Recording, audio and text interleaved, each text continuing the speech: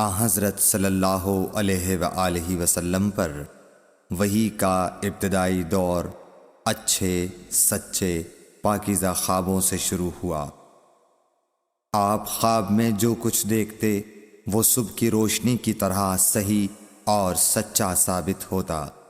پھر من جانب قدرت آپ تنہائی پسند ہو گئے اور آپ نے غار حرا میں خلوت نشینی اختیار فرمائی اور کئی دن اور رات وہاں مسلسل عبادت اور یاد الہی و ذکر میں مشغول رہنے لگے۔ جب تک گھر آنے کو دل نہ چاہتا توشہ ہمراہ لیے ہوئے وہاں رہتے۔ توشہ ختم ہونے پر ہی اہلیہ محترمہ حضرت خدیجہ رضی اللہ تعالی عنہا کے پاس تشریف لاتے اور کچھ توشہ ہمراہ لے کر پھر وہاں جا کر خلوت گزین ہو جاتے۔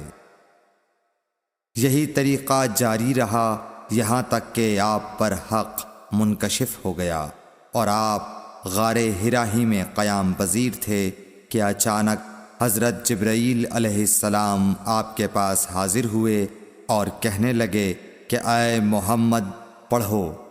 آپ فرماتے ہیں کہ میں نے کہا کہ میں پڑھنا نہیں جانتا۔ آپ صلی اللہ علیہ وسلم فرماتے ہیں کہ فرشتے نے مجھے پکڑ کر اتنے زور سے بھینچا کہ میری طاقت جواب دے گئی۔ پھر مجھے چھوڑ کر کہا پڑھو۔ میں نے پھر وہی جواب دیا کہ میں پڑھا ہوا نہیں ہوں۔ اس فرشتے نے مجھ کو نہایت ہی زور سے بھینچا کہ مجھ کو سخت تکلیف محسوس ہوئی۔ پھر اس نے کہا کہ پڑھ۔ میں نے کہا میں پڑھا ہوا نہیں ہوں۔ فرشتے نے تیسری بار مجھ کو پکڑا اور تیسری مرتبہ پھر مجھ کو بھینچا۔ پھر مجھے چھوڑ دیا اور کہنے لگا کہ پڑھو اپنے رب کے نام کی مدد سے جس نے پیدا کیا اور انسان کو خون کی پھٹکی سے بنایا۔ پڑھو اور آپ کا رب بہت ہی مہربانیاں کرنے والا ہے۔ بس یہی آیتیں آپ حضرت جبرائیل علیہ السلام سے سن کر اس حال میں غار حرا سے واپس ہوئے کہ آپ کا دل اس انوکھے واقعے سے کانپ رہا تھا۔ آپ حضرت خدیجہ کے ہاں تشریف لائے اور فرمایا کہ مجھے کمبل اوڑھا دو، مجھے کمبل اوڑھا دو۔ لوگوں نے آپ کو کمبل اوڑھا دیا۔ جب آپ کا ڈر جاتا رہا تو آپ نے اپنی زوجہ محترمہ حضرت خدیجہ رضی اللہ تعالی عنہا کو تفصیل کے ساتھ یہ واقعہ سنایا اور فرمانے لگے کہ مجھ کو اب اپنی جان کا خوف ہو گیا ہے۔ آپ کی اہلیہ محترمہ حضرت خدیجہ رضی اللہ تعالی عنہا نے آپ کی ڈھارس بندھائی اور کہا کہ آپ کا خیال صحیح نہیں ہے۔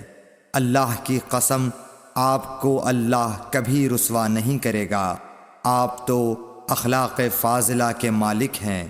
آپ تو کنبہ پرور ہیں، بے کسوں کا بوجھ اپنے سر پر رکھتے ہیں، مفلسوں کے لیے آپ کماتے ہیں، مہمان نوازی میں آپ بے مثال ہیں اور مشکل وقت میں آپ امر حق کا ساتھ دیتے ہیں۔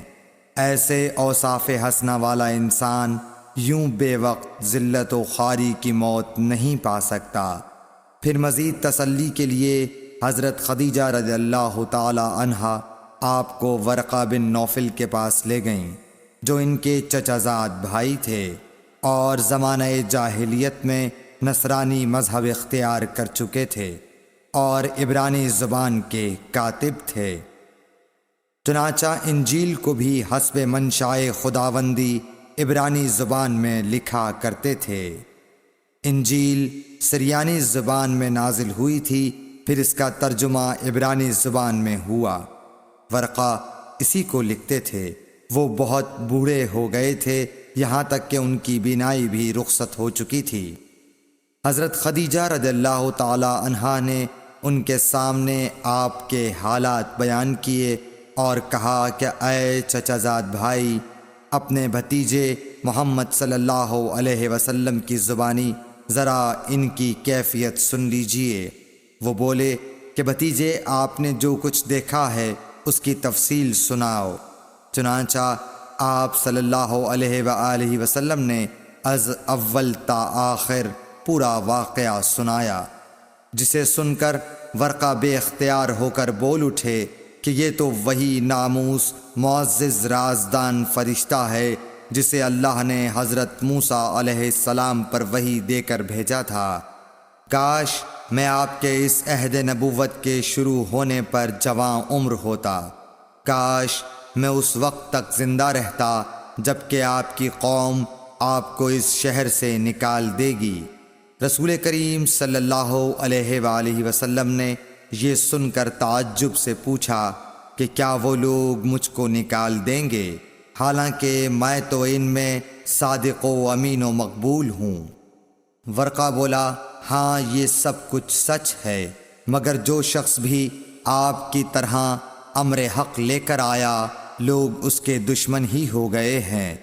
اگر مجھے آپ کی نبوت کا وہ زمانہ مل جائے تو میں آپ کی پوری مدد کروں گا، مگر ورقہ کچھ دنوں کے بعد انتقال کر گئے، پھر کچھ عرصے تک وحی کی آمد موقوف رہی۔